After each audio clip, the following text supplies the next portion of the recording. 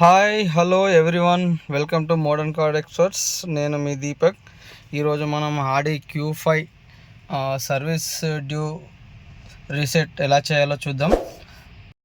మనకి service time వచ్చినప్పుడు మనకి ఇక్కడ డిస్ప్లేలో సర్వీస్ డ్యూ అని లైట్ వస్తుంది కదా, డ్యూ అని మనకి ఇక్కడ రిమైండర్ చూపిస్తుంది అనమాట. దీన్ని ఎట్లా మనం రీసెట్ చేయాలనేది ఈరోజు మనం చూసాం.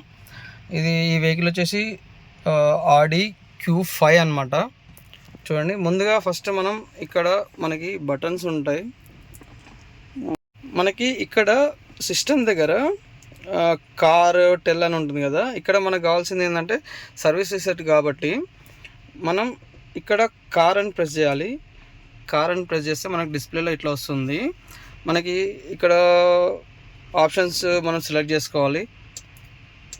Oil level, service interval display ఉంది కదా, ఇక్కడ మనం సర్వీస్ ఇంటర్వల్ డిస్ప్లే ప్రెస్ చేసామనుకోండి మనకి ఇట్లా చూపిస్తుంది. మళ్ళీ మనం ఇట్లా చూసుకుంటే రీసెట్ ఆయిల్ చేంజ్ ఇంటర్వల్ అని ఉంది కదా, ఇది ప్రెస్ చేస్తే సరిపోతుంది. మనకి ఎస్ ఆర్ నో అని ఉంటుంది. మనం ఎస్ అని చూసుకున్నామంటే అయిపోయినట్టే, సరిపోయింది, సెట్ అయిపోయింది.